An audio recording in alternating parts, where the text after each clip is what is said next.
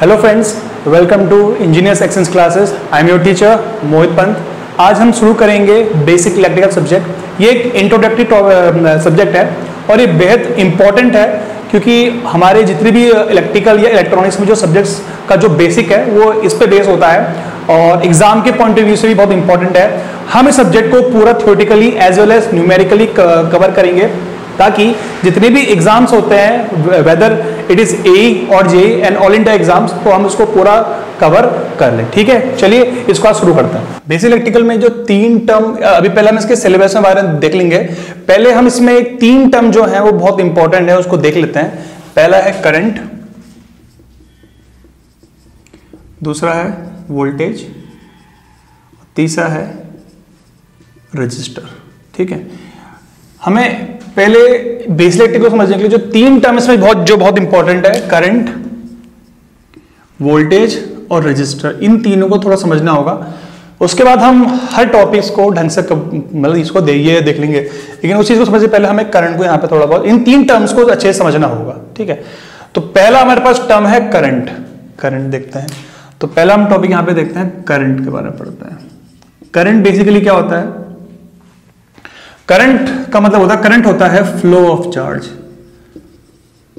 Flow of charge, अगर charge कहीं flow कर रहे हैं किसी भी मीडियम में, भले वो सॉलिड है, भले वो लिक्विड है, भले वो गैस है, उसको हम क्या बोलते हैं? करंट बोलते हैं। ठीक है, अच्छा, इसका जो करंट का मैग्नीट्यूड होता है, कितनी करंट है,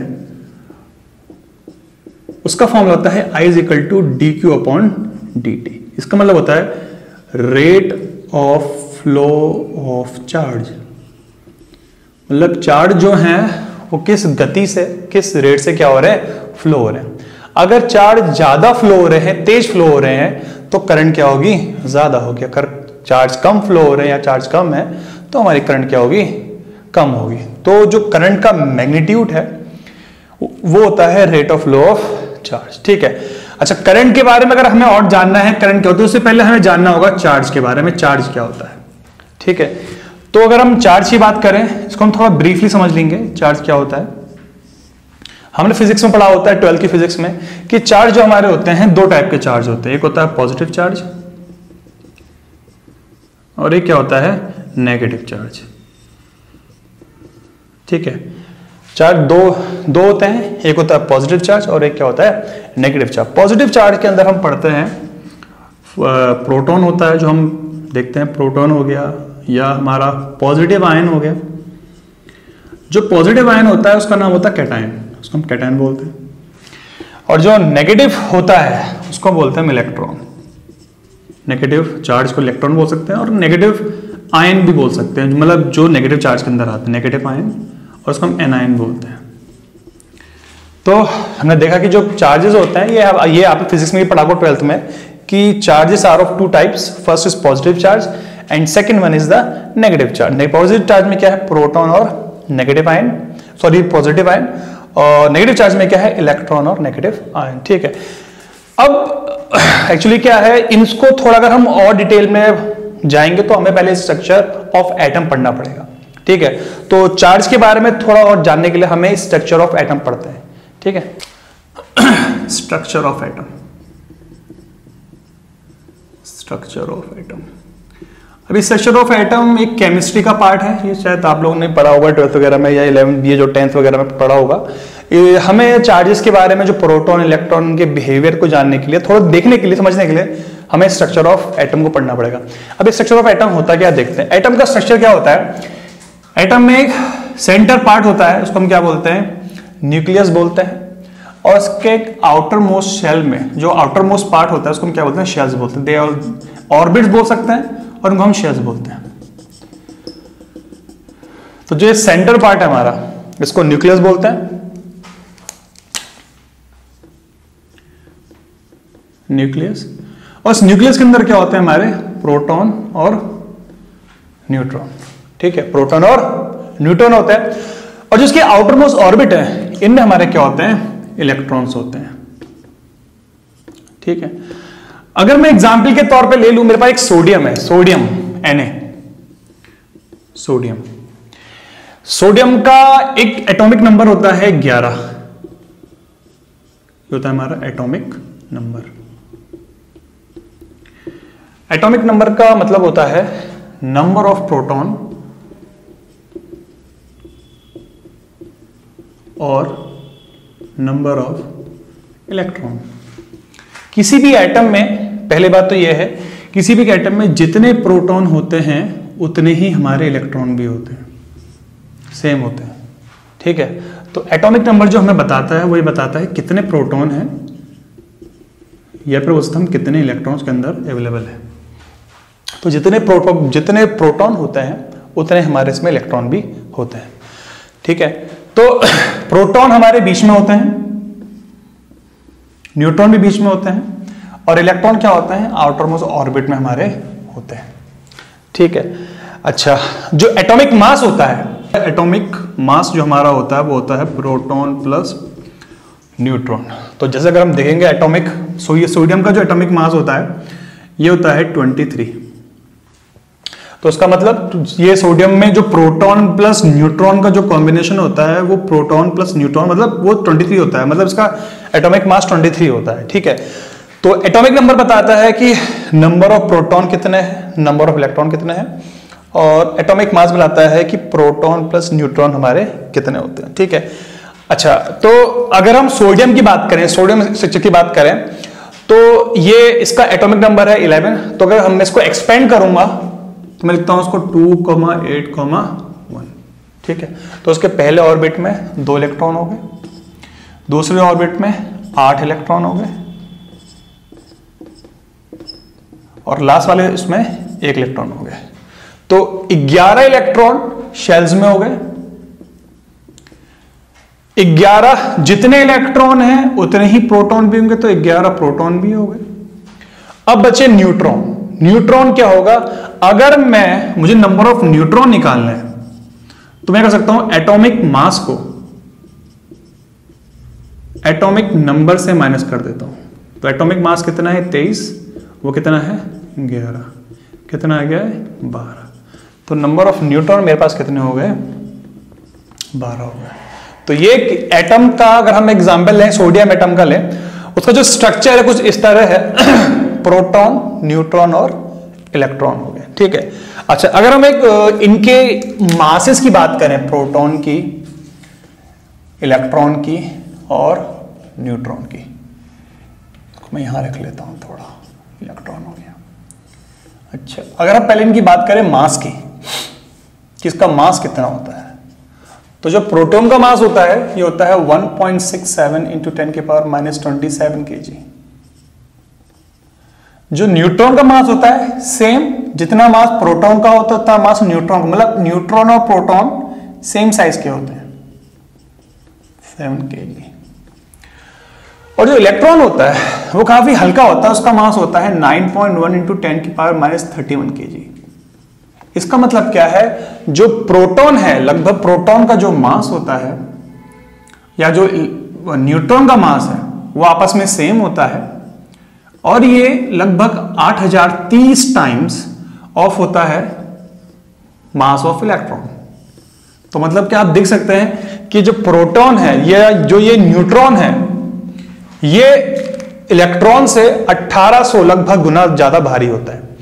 इसका मतलब क्या, अगर मैं एटम के मास की बात करूं तो एटम में अगर प्रोटॉन, न्यूट्रॉन और इलेक्ट्रॉन का मास ऐड होगा, बट इलेक्ट्रॉन इतना हल्का है इसलिए हम उसके मास को कंसीडर नहीं करते हैं। इसलिए एटॉमिक मास क्या होता है, mass of proton plus mass, number of proton plus number of neutron, ताकि ये दोनों का जो मास होता है एज कंपेयर टू इलेक्ट्रॉन बहुत ज्यादा होता है और हम इसलिए इलेक्ट्रॉन को कंसीडर नहीं करते।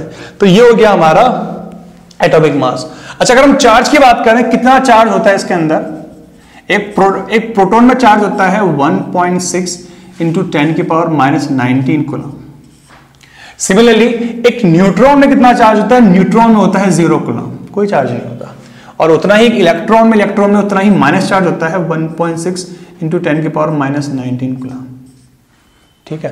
तो प्रोटॉन में प्लस 1.6 इंटू 10⁻⁻19 कूलम, न्यूट्रॉन में कोई चार्ज नहीं होता, न्यूट्रॉन हमारा ये जो न्यूट्रल होता है, और इलेक्ट्रॉन होता है -1.6 इंटू 10 की पावर -19 कूलम होता है। ठीक है, अच्छा एक बात और यहां से और है कि हमारे पास जो एक एटम है, जो ये एटम है, इसमें जितने प्रोटॉन है, देखो न्यूट्रॉन तो न्यूट्रल है, कोई चार्ज नहीं है, जितने प्रोटॉन है इसमें उतने ही इलेक्ट्रॉन भी होते हैं। एक एटम में जितने प्रोटॉन है उतने इलेक्ट्रॉन है, इसका मतलब जितने नेगेटिव चार्ज हैं उतने पॉजिटिव चार्ज भी हैं। इसका मतलब क्या हुआ, एक एटम क्या होता है, न्यूट्रल होता है।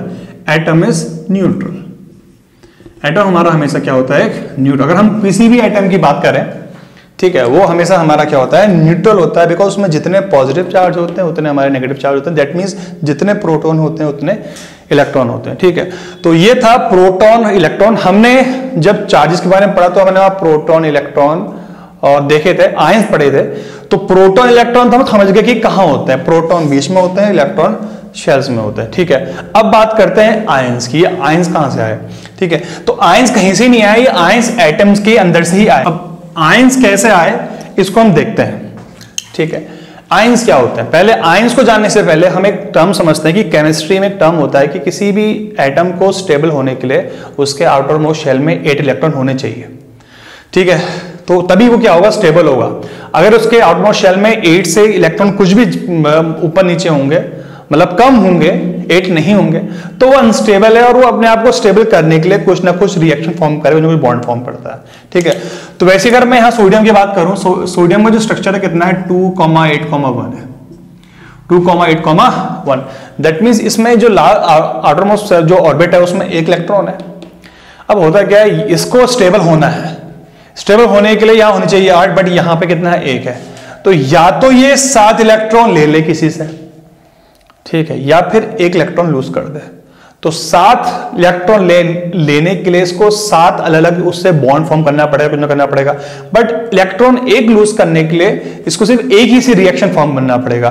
तो दैट मीन्स इसको 1 इलेक्ट्रॉन लूज करना काफी आसान पड़ता है। तो होगा क्या, ये जब किसी से फॉर्म करता है बॉन्ड, तो इसका 1 इलेक्ट्रॉन ये क्या हो जाता है, लूज हो जाता है। ये इलेक्ट्रॉन क्या हो जाता है, लूज। क्यों करता है, ये अपने आप को क्या करता है, स्टेबल करता है। तो ये क्या करेगा, अपने जो इलेक्ट्रॉन्स है आउटर मोस्ट शेल में, मतलब जो इलेक्ट्रॉन्स है उसमें देखिएगा आप, सबसे आउटर मोस्ट शेल में 1 इलेक्ट्रॉन है, वो ये हमारा यहां से क्या हो जाएगा, लूज हो जाता है। तो लूज होने के बाद अब जो उसका एटॉमिक जो स्ट्रक्चर बनेगा वो आएगा 2,8, क्योंकि 1 इलेक्ट्रॉन क्या हो गया है, लूज हो गया है। अब हुआ क्या, 2,8 होने के बाद अगर हम देखिए, अगर हम यहां बात करें, प्रोटॉन 11 है, इलेक्ट्रॉन भी 11 है, न्यूट्रॉन 12 है। ठीक है, जब ये सोडियम एटम था, अभी ये एटम है। ठीक है, अब हुआ क्या, जब इलेक्ट्रॉन लूज हो गया तो प्रोटॉन तो 11 ही, प्रोटॉन तो गए नहीं कहीं भी, न्यूट्रॉन तो 12 है, न्यूट्रॉन भी कहीं नहीं गए, बट एक इलेक्ट्रॉन क्या हो गया, कम हो गया। तो इलेक्ट्रॉन कितने हो गए हमारे पास, 10 हो गए। तो दैट मीन्स 1 इलेक्ट्रॉन क्या हो गया है, कम हो गया है, और आप बोल सकते हो 1 प्रोटॉन क्या हो गया है, ज्यादा हो गया। जब ये एटम था तो नेगेटिव चार्ज और पॉजिटिव चार्ज, प्रोटॉन इलेक्ट्रॉन बराबर थे, तो न्यूट्रल था, कोई चार्ज नहीं था। लेकिन अब हुआ क्या, जब इलेक्ट्रॉन लूज हो गया तो प्रोटॉन ज्यादा हो गया है 1, और 1 इलेक्ट्रॉन कम हो गया है। तो मतलब क्या, इसमें अब 1 पॉजिटिव चार्ज क्या हो गया है, ज्यादा हो गया। तो पॉजिटिव चार्ज ज्यादा हो गया है, तो आप इसको रिप्रेजेंट करोगे सोडियम पॉजिटिव। ये पॉजिटिव आपको ये इंडिकेट कर रहा है कि 1 इलेक्ट्रॉन क्या हो गया, कम हो गया, और वी कैन से 1 प्रोटॉन क्या हो गया, ज्यादा हो गया। अब इसका नाम बन गया सोडियम आयन, इसका नाम बन गया सोडियम आयन। अब ये सोडियम एटम ना होकर क्या बन गया, सोडियम आयन बन गया है। ठीक है, और ये प्लस चार्ज आया तो आप बोलोगे इसको सोडियम, ये एक्चुअली एक सोडियम कैटायन हो गया। कैटायन मतलब इसमें पॉजिटिव चार्ज है। ठीक है, तो कहने मतलब पॉइंट की बात यह है कि जब इसने इलेक्ट्रॉन को लूज किया तो इसके अंदर पॉजिटिव चार्ज हमारा आ गया। अगर ये इलेक्ट्रॉन को गेन करता तो उसमें नेगेटिव चार्ज आ जाता। तो पॉजिटिव चार्ज ज्यादा होने की वजह से इसमें 1 प्लस चार्ज आपका आ गया। यहाँ पे बात ध्यान देने की यह है कि जितने ज्यादा ये इलेक्ट्रॉन लूज करेगा उतने यहाँ पे हमारे प्लस चार्ज आ जाएंगे। सिमिलरली अगर हम बात करें क्लोरीन की, अगर हम क्लोरीन को देखें, क्लोरीन का एटॉमिक नंबर कितना होता है? 17 होता है। मतलब उसमें क्लोरीन अगर हम देखें, क्लोरीन में प्रोटॉन 17 और इलेक्ट्रॉन भी कितने होते हैं? 17 होता है। ठीक है, अगर इसका स्ट्रक्चर देखें तो ये होता है 2,8,7। अगेन देखो ये स्टेबल नहीं है, ये स्टेबल नहीं है। इसके आउटमोस्ट में कितने हैं इलेक्ट्रॉन है? 7 है। स्टेबल होने के लिए 8 चाहिए, तो या तो ये गेन कर ले या ये 7 लूज कर ले। 7 लूज करना इसके लिए बहुत पड़ जाएगा। अब ये 1 गेन कर लेता है, तो ये गेन क्या करेगा? 8 किसी भी आउटर जो स्पेस में जो भी एटम कोई भी होगा जो उसको लूज करेगा, ये उससे क्या करेगा? इलेक्ट्रॉन को गेन कर लेगा। जब इलेक्ट्रॉन को गेन करेगा जो स्ट्रक्चर होगा उसका 2,8,8 हो जाएगा। तो इसके इस दौरान होगा क्या? प्रोटॉन तो 17 है बट इलेक्ट्रॉन यहां पे कितने हो जाएंगे? 18 हो गए। दैट मींस अब इलेक्ट्रॉन एक ज्यादा हो गया है। इलेक्ट्रॉन क्या हो गया? एक ज्यादा हो गया है, मतलब एक नेगेटिव चार्ज क्या हो गया है? ज्यादा हो गया है। तो अब ये बन जाएगा क्लोरीन आयन बन जाएगा और इसमें एक नेगेटिव चार्ज आ जाएगा। तो आप इसका आप नाम बोलोगे क्लोरीन आयन, और एक नेगेटिव आयन तो आप बोलोगे क्लोरीन एनायन, और भी कैसे क्लोरीन आयन, जो भी आप बोलोगे उसका नाम रखें। तो हमने देखा कि इलेक्ट्रॉन, प्रोटॉन और आयंस, पॉजिटिव आयन और नेगेटिव आयन। इलेक्ट्रॉन और जो प्रोटॉन होते हैं वो एटम के अंदर ही होते हैं, स्ट्रक्चर्स में होते हैं। और जो आयन होता है, आयन कैसे फॉर्म होता है? जब भी कोई एटम इलेक्ट्रॉन को लूज करता है और वो गेन करता है तो वो क्या फॉर्म करता है? आयन। अगर इलेक्ट्रॉन वो क्या करता है? गेन करता है, तो उसमें आएगा नेगेटिव चार्ज। अगर वो इलेक्ट्रॉन को क्या करता है? लूज करता है, तो उसमें आता है पॉजिटिव चार्ज। ठीक है, मोस्टली जो मेटल्स होते हैं उनकी टेंडेंसी होती है इलेक्ट्रॉन को लूज करने की, क्योंकि मोस्टली जो एटम्स होते हैं, मोस्टली जो मेटल्स होते हैं उनका जो आउटर मोस्ट शेल में जो इलेक्ट्रॉन्स होते हैं वो 4 से कम होते हैं। 4 से कम मतलब मोस्टली जो मेटल्स होते हैं उनके जो आउटर मोस्ट शेल में, इनको हम बोलते हैं वैलेंस इलेक्ट्रॉन, जो कि ये होते हैं, ये ऑलमोस्ट क्या होते हैं? इनमें वैलेंस इलेक्ट्रॉन जो होते हैं ये 4 से कम होते हैं मोस्ट मेटल्स में। 4 मतलब मेटल्स में ये मोस्टली 4 से क्या होता है? कम होता है।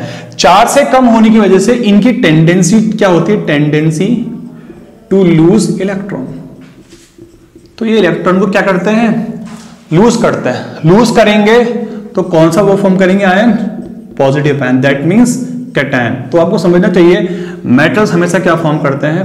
पॉजिटिव आयन, कोई भी मेटल। जो नॉन मेटल्स होते हैं उनकी वैलेंसी बेसिकली क्या होती है? 8 से कम और 4 से क्या होती है? ज्यादा। जैसे एग्जाम्पल के तौर पे 5, 6, 7। ठीक है, तो ये जो 5, 6, 7 जो भी बैलेंस इलेक्ट्रॉन होते हैं इनकी टेंडेंसी क्या होती है? ये इलेक्ट्रॉन को गेन करते हैं, टेंडेंसी टू गेन इलेक्ट्रॉन। तो जब इलेक्ट्रॉन को क्या करते हैं? गेन करते हैं, तो ये फॉर्म करते हैं negative ion. They form negative ion और वी कैन से एनायन। ये हमारा क्या फॉर्म करते हैं? एनायन फॉर्म करते हैं। तीसरा चीज क्या है कि जिनकी वैलेंसी 4 होती है, they are mostly semiconductors.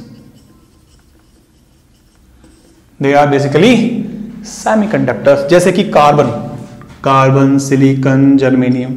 तो ये इलेक्ट्रॉन ना तो लूज करते हैं ना ये क्या करते हैं? गेन करते हैं। ये क्या करते हैं? कोवेलेंट बॉन्ड फॉर्म करते हैं। तो जो ये जिनकी वैलेंसी 4 होती है यार वो ना तो लूज करते हैं ना गेन करते हैं, बॉन्ड फॉर्म करते हैं, कोलिशन भी आपस में शेयरिंग कर लेते हैं। ठीक है, तो ये शेयरिंग करके अपना काम चला लेते हैं।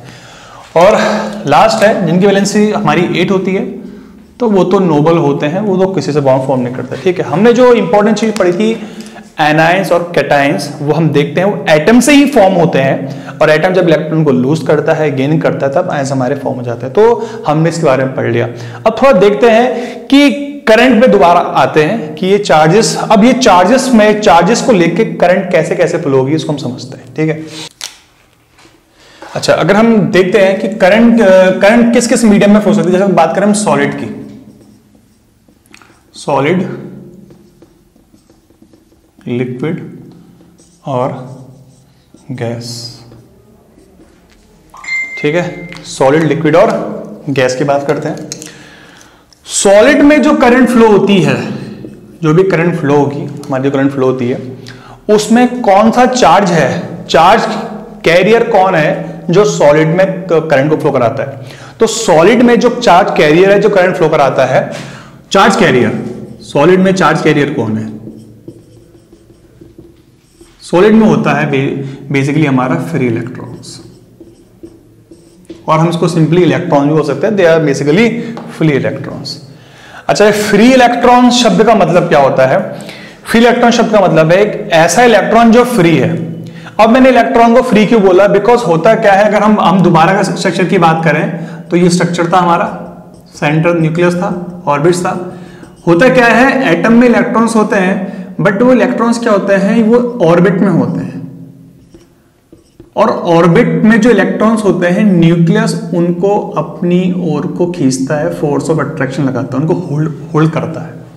तो किसी भी एटम के ऑर्बिट में जो इलेक्ट्रॉन होते हैं, they are not free electrons, they are only electrons, they are not free electrons. इनकी वजह से कोई करंट फ्लो नहीं हो सकती।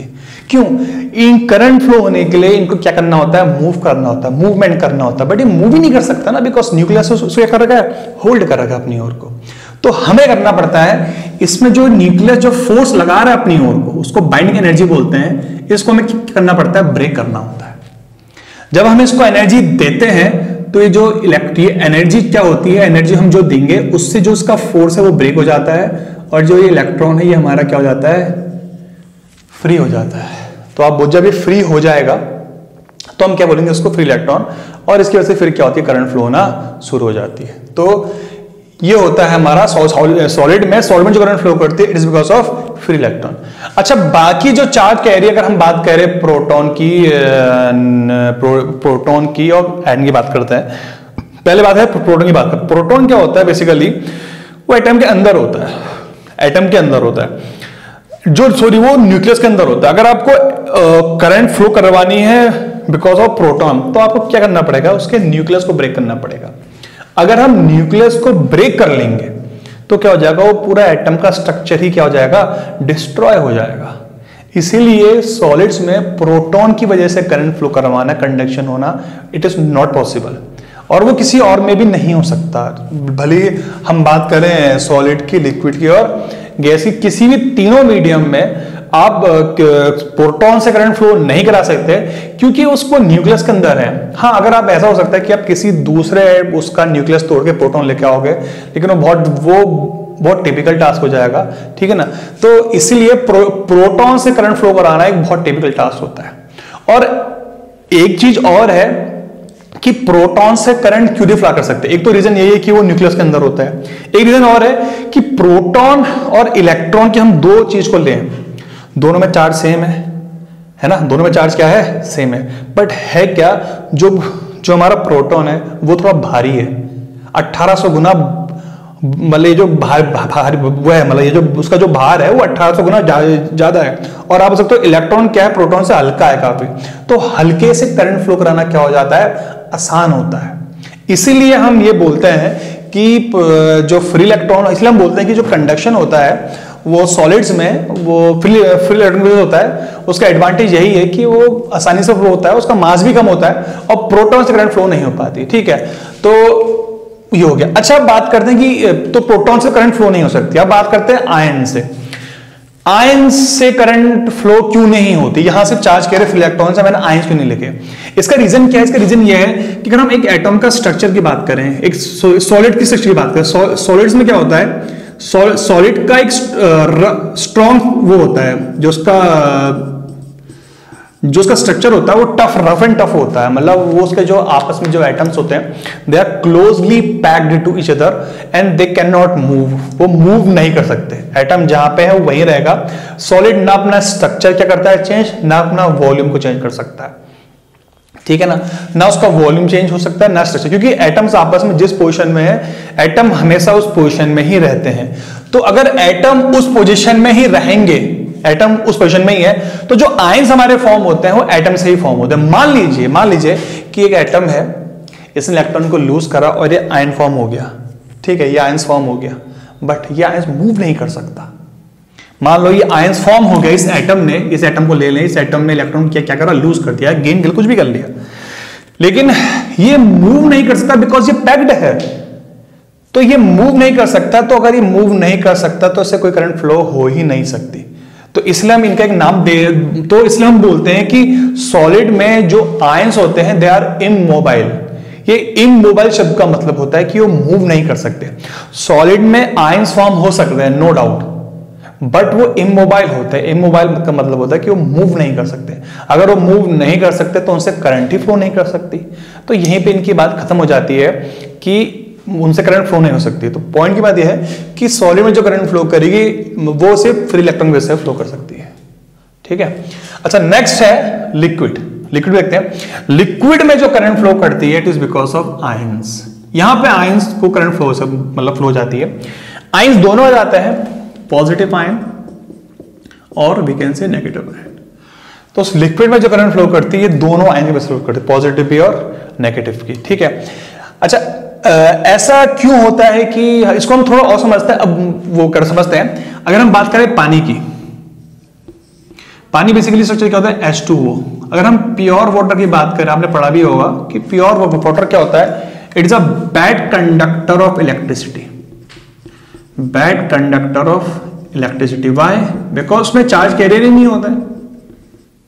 ठीक है, प्योर जो H2 पानी होता है उसमें चार्ज कैरियर ही नहीं होते हैं। अगर चार्ज कैरियर ही नहीं होते हैं तो करंट तो फ्लो होगी ही नहीं, इसलिए हम इसको बैकग्राउंड बोलते हैं। लेकिन हमें लगता है कि जो हम पानी में, लेकिन हम बोलते हैं हमें पानी में करंट लग जाता है, लगता है।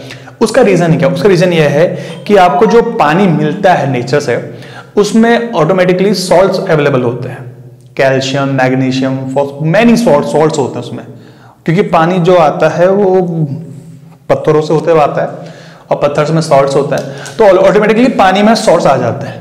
आपको नहीं पता कौन सॉल्ट है, लेकिन पानी सॉल्ट्स होता है। ठीक है ना, तो पानी में जब सॉल्ट होते हैं तो वो जो सॉल्ट आपने पढ़ा होगा कि ये केमिस्ट्री में पढ़ा होगा कि सॉल्ट प्लस वाटर क्या फॉर्म करता है, ions in aqueous form. Aqueous मतलब लिक्विड फॉर्म में। ठीक है, तो वही क्या होता है, जब आपके पानी में वो सॉल्ट्स घुल जाते हैं तो आयंस आ जाते हैं। ठीक है, आयंस आ जाते हैं, वो आयंस एटम ही एक तौर से। अच्छा, अब होता है क्या, अगर हम लिक्विड के स्ट्रक्चर की बात करें, लिक्विड का जो स्ट्रक्चर होता है उसमें जो एटम्स होते हैं काफी दूर दूर होते हैं।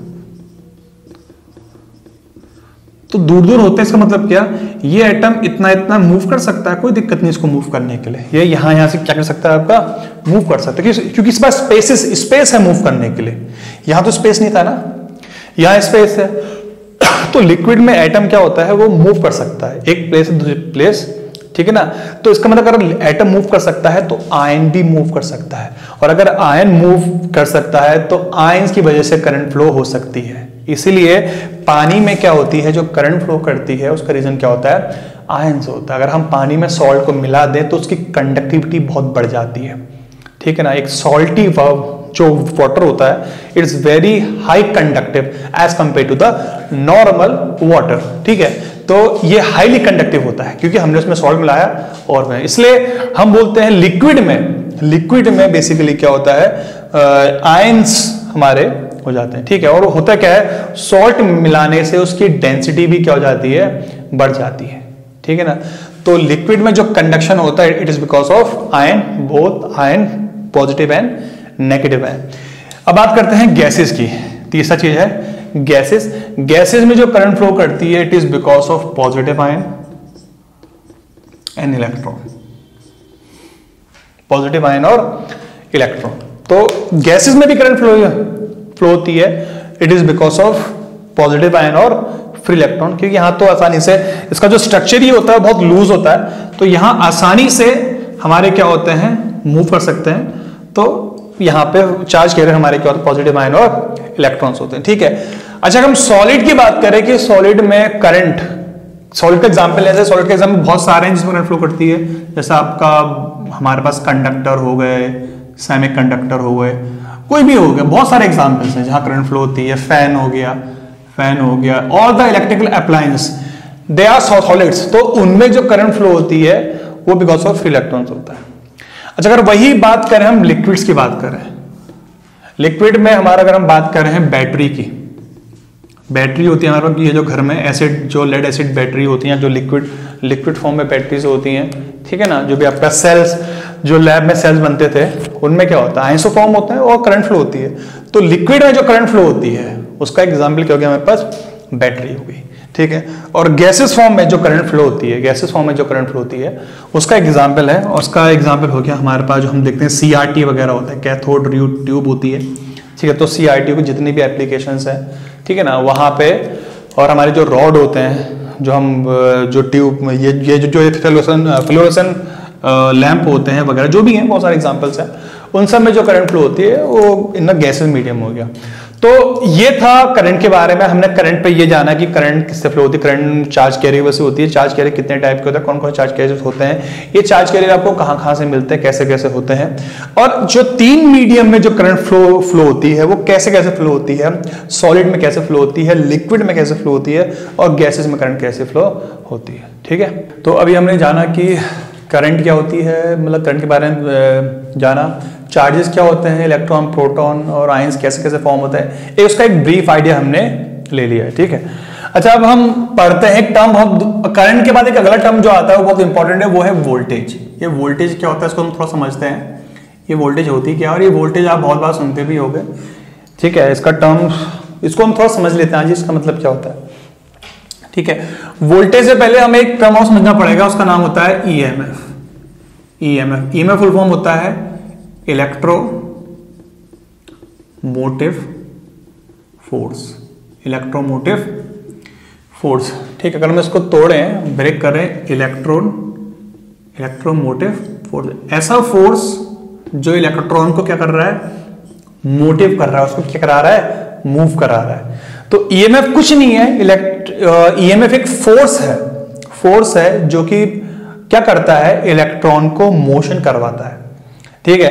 इलेक्ट्रॉन का मोशन होगा तो क्या होगी, करंट फ्लो होना शुरू हो जाएगी। इसलिए तो EMF जो हम इस्तेमाल करते हैं, EMF को हम डिनोट करते हैं E से, कैपिटल E से, और समटाइम स्मॉल e से, ठीक है। DC में तो कैपिटल E, AC है तो स्मॉल e, ठीक है। वो एक्चुअली इंस्टेंटेनियस जो वैल्यू होती है उसमें स्मॉल e का इस्तेमाल करता है। तो इलेक्ट्रोमोटिव फोर्स होता है, इसका काम क्या होता है, करंट को फ्लो कराना, ठीक है।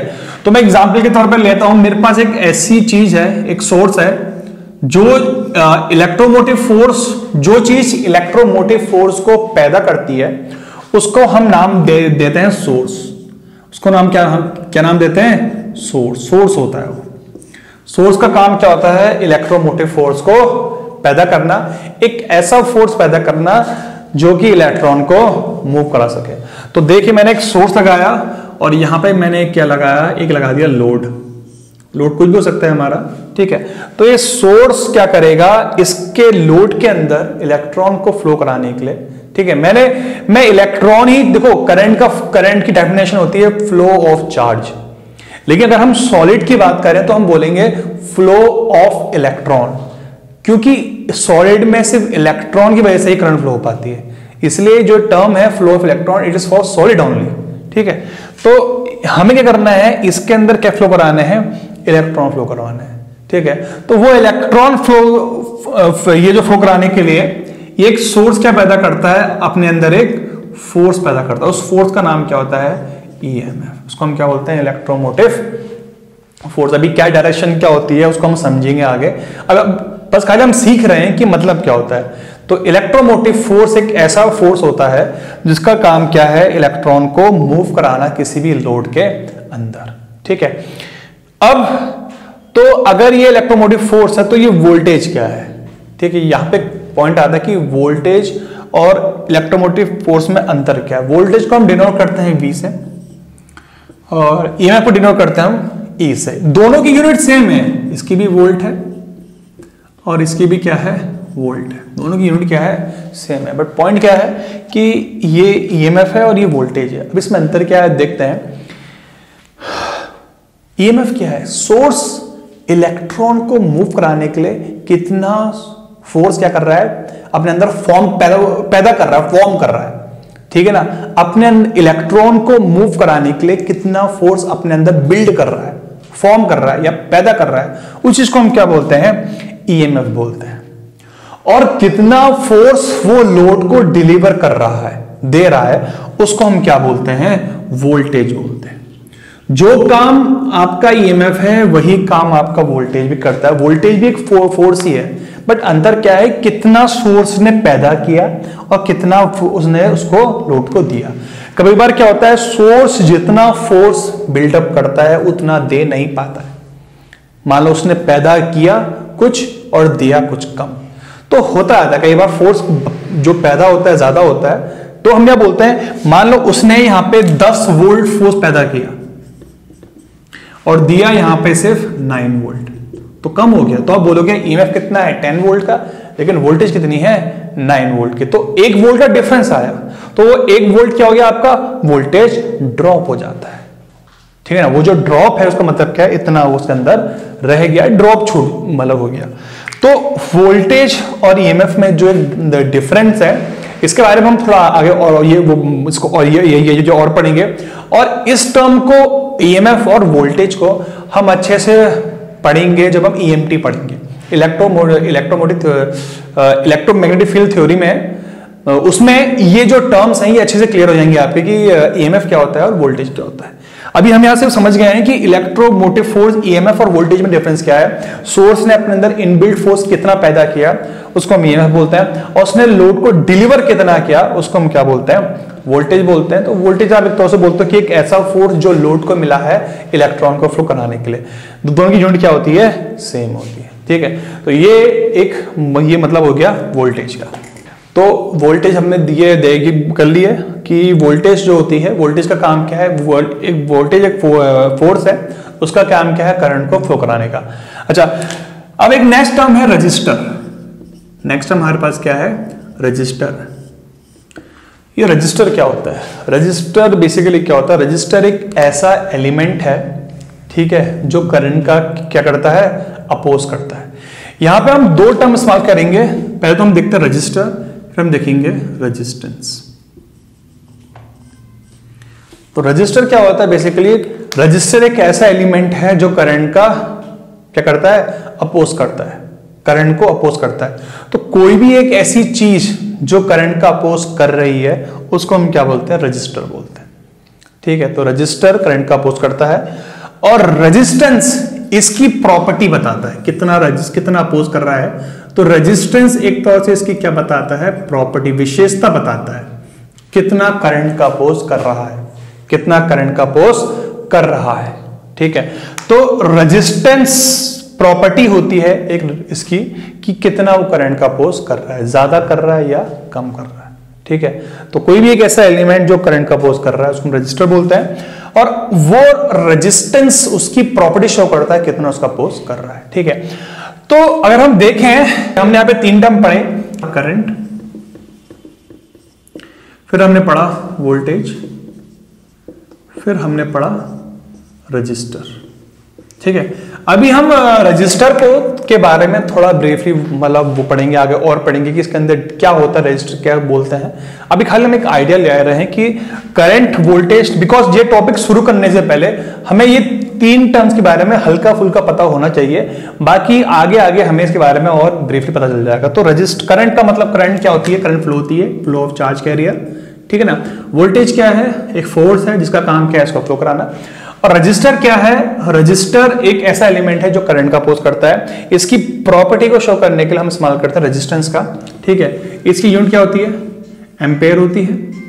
वोल्टेज की यूनिट क्या होती है, वोल्ट होती है। और रजिस्टर की यूनिट क्या होती है, ओम होती है।